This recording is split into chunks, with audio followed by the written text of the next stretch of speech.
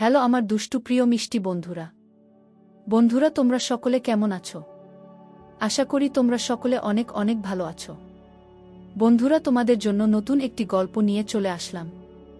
বন্ধুরা গল্পটি শেষ পর্যন্ত দেখলে আপনাদের দাঁড়িয়ে যাবে, আপনারা হাতের কাজ করতে বাধ্য হবেন। চলুন বন্ধুরা কথা না বাড়িয়ে গল্পটি শুরু করি। গাড়িতে ব্যাগপত্র সব ঠিকঠাক করে রেখে পিছনে ফিরে ইনায়া। বাড়ির প্রতিটি সদস্য তার দিকে অসহায় চোখে তাকিয়ে আছে। এই সুন্দর মেয়েটার সাথে এটা কাম্য নয়।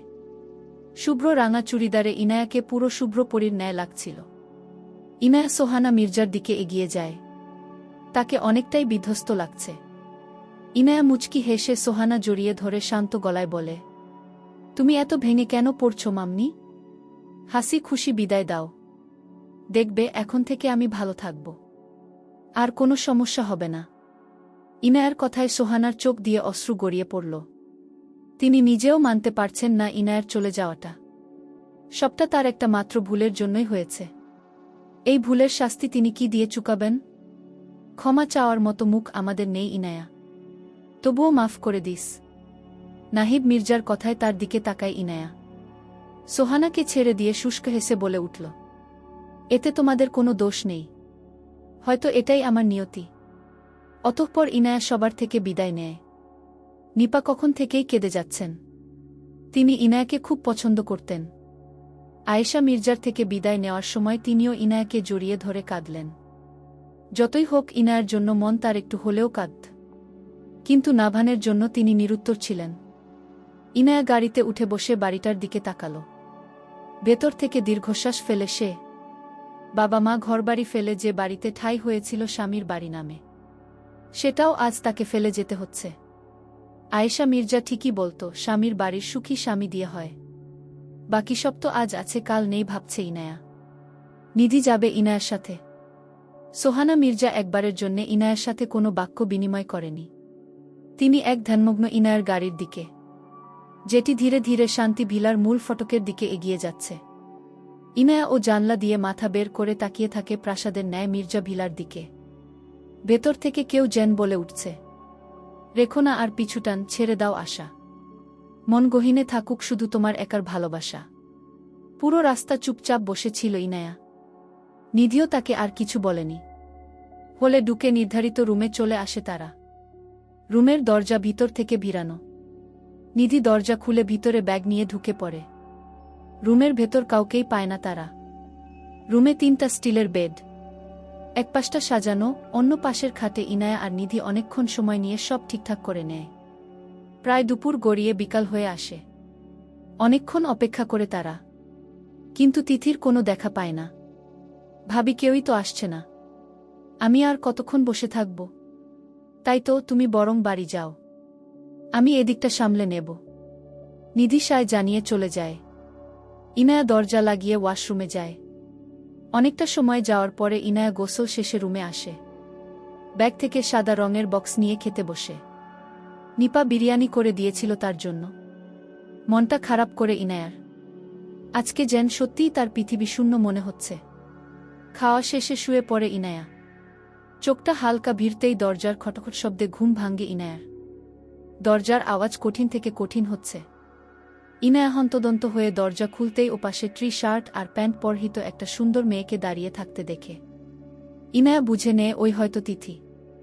সে মুখে হাসি নিয়ে জিজ্ঞেস করে, আমি ইনায়া, তুমি বোধহয় তিথি?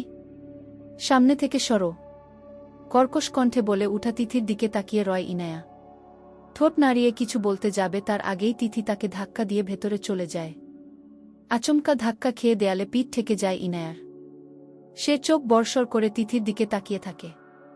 তিথি রুমে ঢুকে ওয়াশরুমে চলে যায়। ফাহাদ বলেছিল তিথি প্রচুর রাগী, তাই বলে এমন ব্যবহার। ইনায়া পিঠে প্রচণ্ড ব্যথা পেয়ে খাটে বসে পড়ে।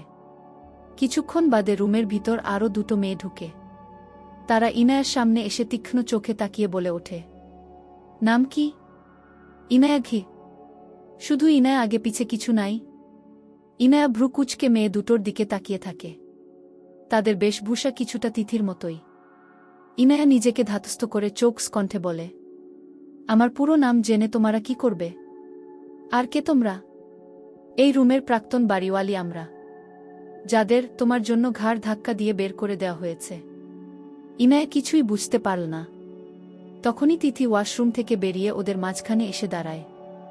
হাত দুটো ভাঁজ করে কঠিন স্বরে ইনায়াকে বলে, বের হও রুম থেকে, আমরা এখন আড্ডা দেব। ইনায়া একটু অবাক হয়ে বলল, তা দাও আড্ডা, আমি বের হব কেন? তিথি এবার গলা চেঁচিয়ে বলে ওঠে, একদম কারণ জিজ্ঞেস করবে না। তোমার মতো থার্ড ক্লাস মার্কা কোথাকার কোনো ফুপাতো বোনের জন্য ভাইয়া আমার ফ্রেন্ডদের অন্য রুমে শিফট করিয়েছে। এমনিতেই মেজাজ গরম আছে, আরও বেশি কথা বললে ওই সুন্দর মুখশ্রী আর থাকবে না। বের হও এক্ষুনি বলছি। ইনায়া ঠাই বসে রয়, কি বলবে খুঁজে পাচ্ছে না।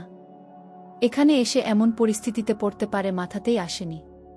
তিথির পাশে দাঁড়ানো তার দুই বান্ধবী মিশু আর দিবা এবার ইনায়ার হাত চেপে ধরে বসা থেকে উঠিয়ে টানতে টানতে দরজার বাইরে নিয়ে দাঁড় করিয়ে মেকি হেসে বলে, টেনশন করো না বেবি গার্ল, আমরা চলে গেলে রুমে এসো।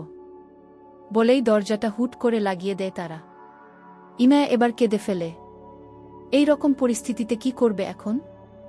আর কতক্ষণ এভাবে দরজার পাশে দাঁড়িয়ে থাকা যাবে? ইনায়া এবার আশেপাশে তাকায়। সন্ধ্যা হয়ে যাওয়াতে মেয়েগুলো হলে ঢুকে যাচ্ছে সবাই।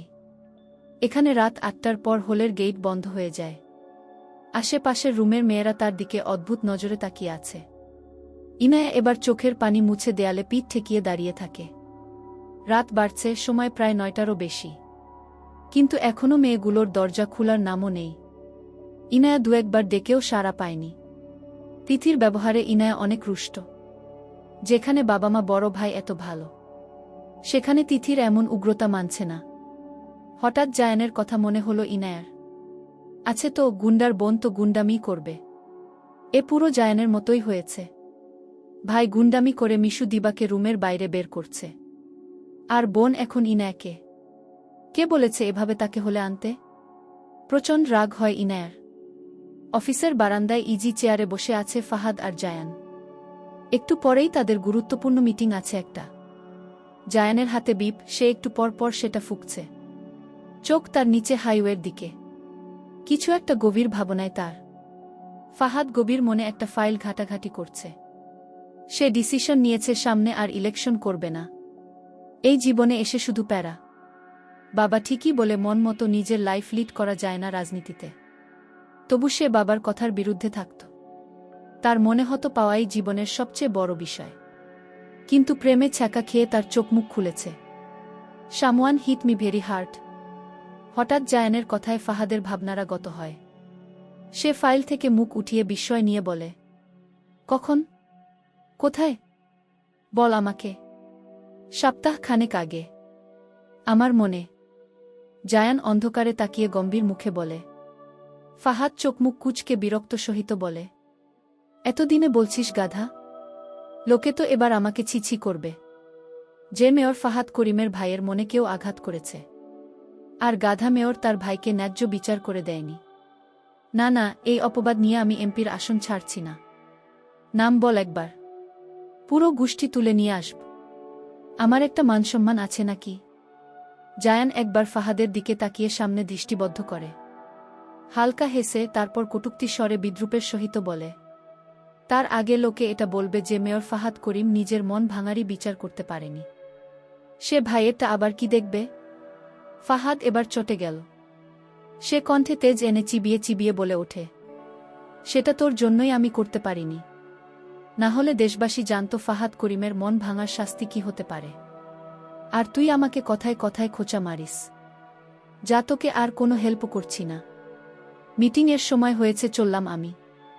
ফাহাদ রেগে গিয়ে চলে যায়। জায়ান তার যাওয়ার দিকে তাকিয়ে হেসে ওঠে। তারপর জোর গলায় বলে উঠে, জায়ানের জন্য সে নিজেই যথেষ্ট ভাই। তুমি এভাবে দাঁড়িয়ে আছো কেন? কোনো রুম, কোনো ডিপার্টমেন্ট? হঠাৎ একটা মেয়েলি গলার আওয়াজ শুনে সামনে তাকায় ইনায়া। তার থেকে বছর 2 বড় হবে একটা সুন্দর মেয়ে দাঁড়িয়ে আছে। ইনায়া একবার রুমের দিকে তাকিয়ে মাথা উপর নিচ করে। Department of politics. আমি ইনায়া। আমি শ্রুতি, তোমাদের ডিপার্টমেন্টেরই স্টুডেন্ট। আমার সাথে এসো তুমি। মেয়েটি যেন তার সকল প্রশ্নের জবাব পায়। সে ইনায়ার হাত ধরে তার রুমে নিয়ে যায়। সেখানে আরও দুজন ছিল।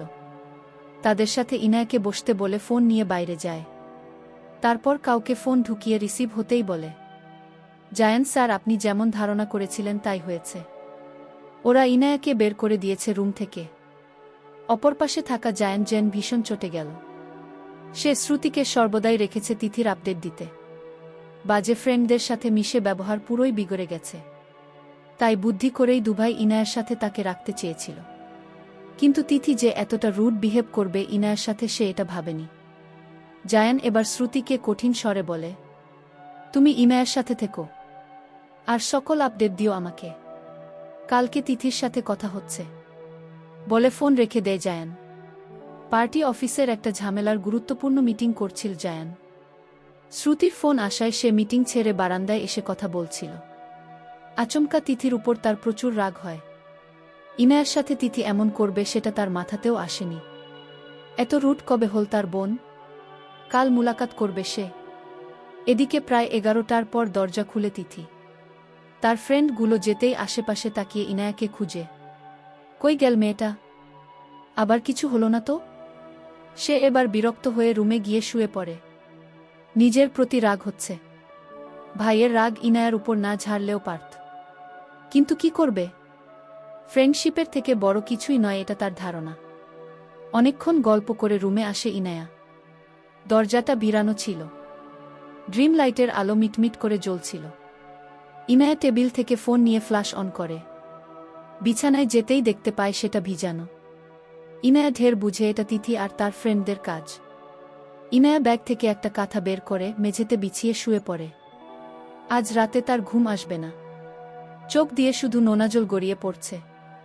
এত লাঞ্ছিত কেন তার জীবনটা? একটুকরো সুখ হতো তার ভাগ্যে নেই। ইনায়ার ভাবনার মাঝেই তার ফোন বেজে ওঠে।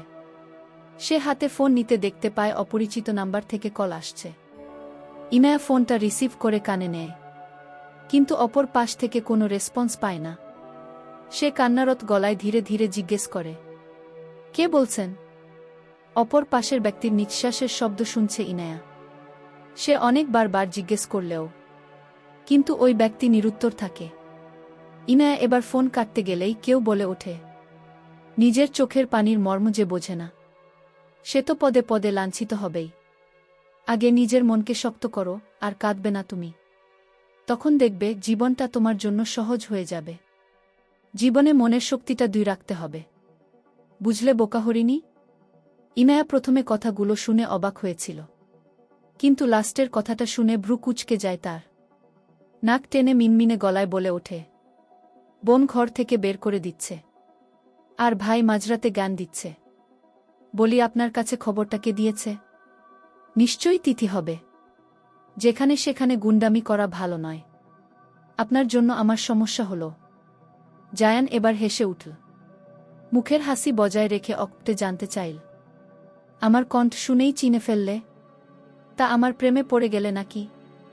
একদম না, আপনি আমাকে বোকা হরিণী ডাকেন, তাতেই অনুমান করেছি, হুটপটিয়ে বলে ওঠে ইনায়া।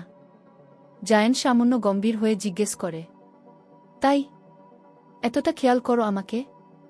ব্যাপার কি?